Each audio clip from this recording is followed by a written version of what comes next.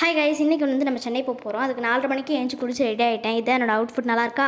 காரில் ஏறி உட்காந்த உடனே என் மூஞ்சி எனக்கு தெரியவே இல்லை, அவ்வளோ இருட்டாக இருந்துச்சு. நான் 4:30 மணியில் போக போக கொஞ்சம் வெளிச்சம் வந்துருச்சு.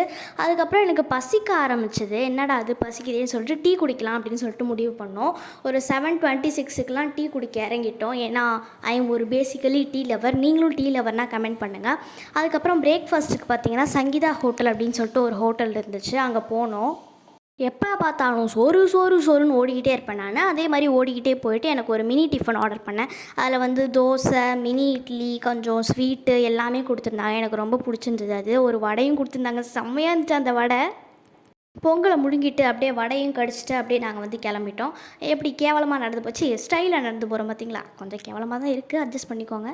அப்படியே காரில் ஏறி மாசாக உட்காந்து ஒரு பாயை கட்டி உட்காந்துட்டேன்.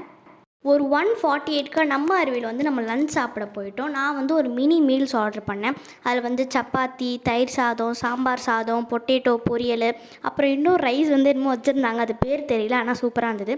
உங்களுக்கும் ஒரு வாய் காட்டிட்டு அதுக்கப்புறம் நானும் முழுங்கிட்டு அப்படியே கிளம்பிட்டு பார்த்திங்கன்னா நம்ம சென்னைன்னு ஒன்று இருந்தது.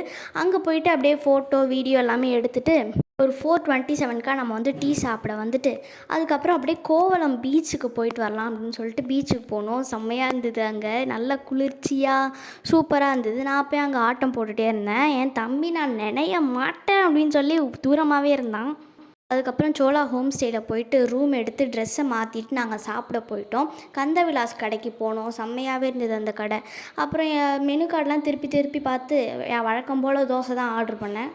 அதுக்கப்புறமா அந்த தோசையை அப்படியே முழுங்கிட்டு எங்கள் அம்மா வந்து சப்பாத்தி ஆர்டர் பண்ணியிருந்தாங்க. ஐ லவ் யூ மம்மி அப்படின்னு ஒரு வார்த்தையை சொல்லி அந்த சப்பாத்தியில் பாதியை நான் எடுத்துக்கிட்டேன்.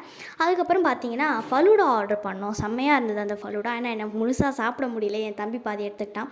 மறுபடியும் வந்து நம்ம ரூமுக்கு வந்து அப்படியே படுத்து தூங்கிட்டோம். காலைல 6:04க்கே நான் எழுந்துட்டேன். ரொம்ப அதிசயமாக இருந்துச்சு.